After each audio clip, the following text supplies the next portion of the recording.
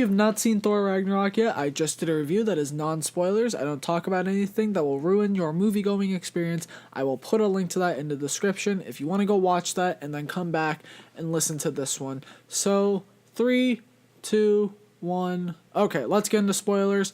First off, Odin dies.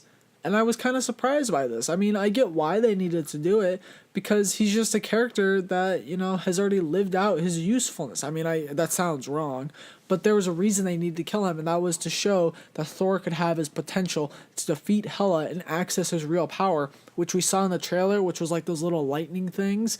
I don't know. I thought it was it's sad that Odin died, but one of the issues I had with it that I couldn't touch upon in my non-spoiler review was that sometimes, like, especially in this movie, Odin dies, and for a second, Loki and Thor are sad, and then Hela comes, and it's like, and they just forget that he died. They're not sad anymore. And they say, like, well, my dad's dead, but they don't really show, like, any emotion that he's dead. And I thought that was kind of strange, because that's their dad, or stepdad, I guess, in Loki's case, but still, it was a little strange. Kind of sad, too.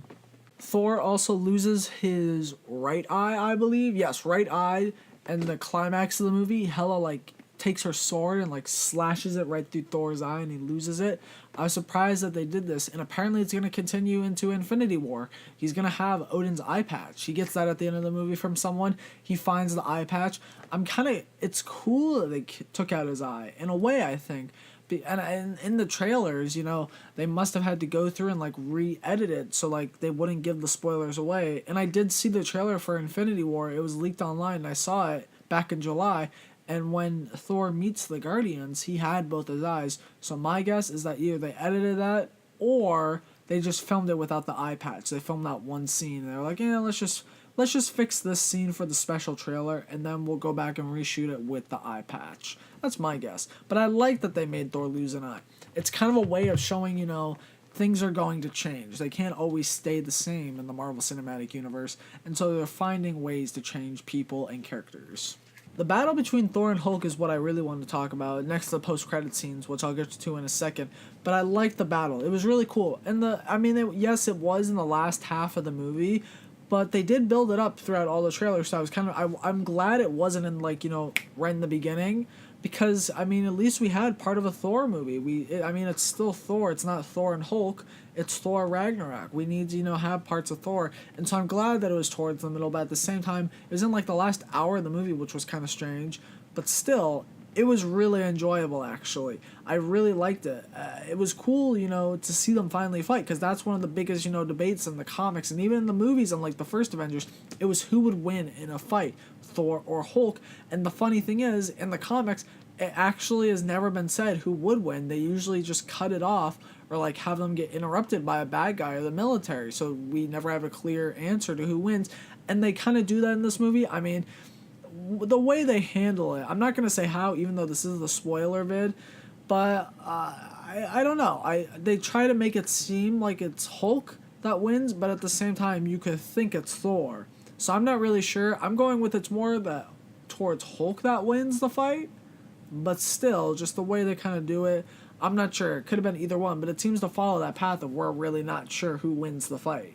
But other than that, it was a super enjoyable fight. It was really funny eventually, because, Thor is, getting beat by Hulk at the very beginning, but then he's like, all right, screw it, you're not Bruce Banner, and you're just the Hulk, you're being a bully right now, and he just, like, grabs one of Hulk's hammers that you see in the trailer, and he just smacks him across the side of the face with it. He goes flying across the arena, destroying the walls, and everyone just goes, in the arena, just goes dead silent, because they realize that Hulk can be beat, because he is the Grandmaster's champion. I thought that was a really funny scene.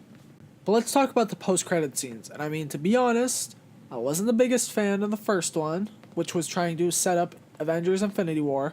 I liked the second one better, which was more of a joke that involved the Grandmaster. Let's talk about the first one. Basically, it picks up right after the movie ended, and all the characters are on a ship that's going towards Earth to rebuild Asgard there. And so Thor and Loki are talking at like some area that has like a huge window, and they're talking about going to Earth, and then all of a sudden a huge ship comes and like I couldn't really tell if it's like right behind them or like goes on top of them, but basically then it cuts to black. And so what we're supposed to assume is that it's Thanos' ship, and that's how it leads into that scene where we saw in the Infinity War trailer where Thor is floating in space. So we're probably going to assume, we're not going to assume, it's probably going to be the opening scene to Avengers Infinity War where Thanos beats down the door into Thor's ship and just hurls him towards space.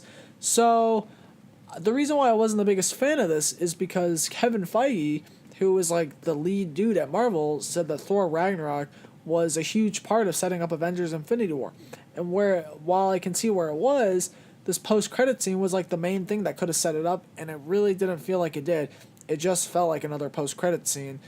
And it was kind of disappointing, actually, because, I mean, we're like less than 6 months or something away from Infinity War, and yet we still haven't seen Thanos yet. I mean, maybe we will in Black Panther. I highly doubt it, extremely, but we could. I mean, I don't know.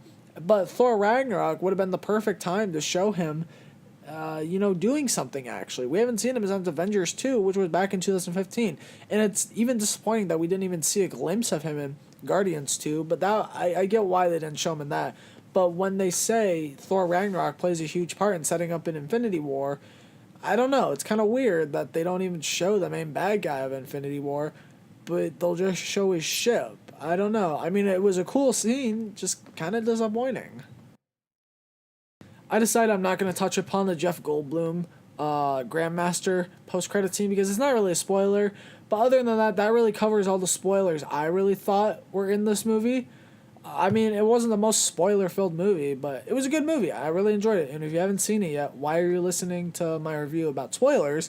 But yeah, go see Thor Ragnarok, maybe even a second time. Maybe I'll see it a second time. I don't know. But thank you all so much for listening. If you've liked what you listened to on here and you want to listen to more, go like, comment, and subscribe. That would really be helpful and I would really appreciate it. The links to all of my social medias are listed down below in the description, as well as a link to my non-spoiler video if you want to listen to that.